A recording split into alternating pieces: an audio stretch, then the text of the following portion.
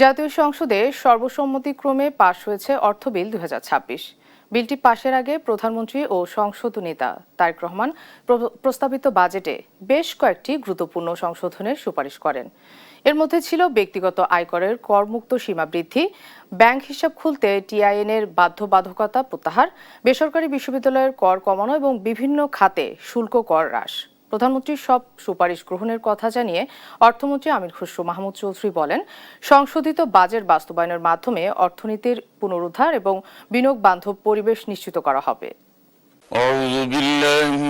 জাতীয় সংসদে অর্থ বিল ২০২৬ পাশের আগে প্রস্তাবিত বাজেটে বেশ কয়েকটি গুরুত্বপূর্ণ পরিবর্তনের সুপারিশ করেন প্রধানমন্ত্রী ও সংসদ নেতা তারেক রহমান। যে কাজটি করতে সক্ষম হয়েছি, ব্যক্তিগত আয়করের করসীমা বাড়ানো, ব্যাংক হিসাব খুলতে টিআইএন এর বাধ্যবাধকতা প্রত্যাহার এবং বিভিন্ন খাতে শুল্ক কর কমানোর প্রস্তাব দেন প্রধানমন্ত্রী।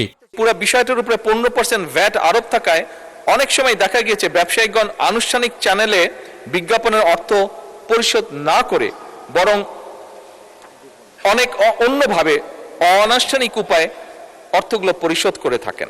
সমাপনী বক্তব্যে প্রধানমন্ত্রী বলেন, কর ব্যবস্থাকে আরো স্বচ্ছ করদাতা বান্ধব করতে কাজ করছে সরকার। একই সঙ্গে বেসরকারি বিশ্ববিদ্যালয়ের কর 10% থেকে 5% নামিয়ে আনা, ক্ষুদ্র নৃগোষ্ঠীর জন্য কর সুবিধা বাড়ানো এবং শিল্পের কাঁচামাল ও চিংড়ি খাতের বিভিন্ন উপকরণ ও আমদানিতে শুল্ক ভ্যাট কমানোর প্রস্তাবও দেন তিনি।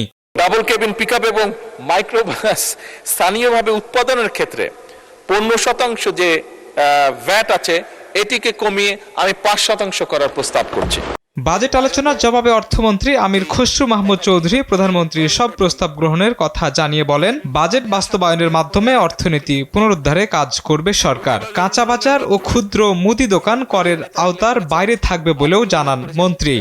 আগামী বছরের জন্য এনবিআর এর জন্য নির্ধারিত রাজস্ব লক্ষ্যমাত্রা চ্যালেঞ্জিং হলেও তা অর্জন করা সম্ভব হবে।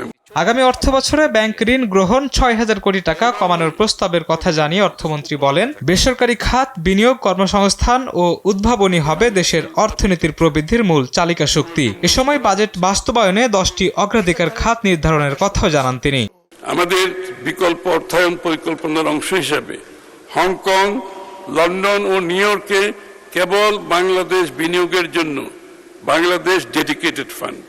সমাপনী বক্তব্য শেষে অর্থমন্ত্রী অর্থবিল ২০২৬ এবং সংশ্লিষ্ট বিলগুলো পাশের প্রস্তাব উত্থাপন করেন। সংসদে স্থিরীকৃত আকারে অর্থবিল ২০২৬ পাশ করা হোক। পরে কণ্ঠভোটে বিলটি সর্বসম্মতিক্রমে পাশ হয়। আমার মনে হয় হ্যাঁ জয়যুক্ত হয়েছে, হ্যাঁ জয়যুক্ত হয়েছে, হ্যাঁ জয়যুক্ত হয়েছে। শাহিনুল ইসলাম সাগর, দেশ টিভি, ঢাকা।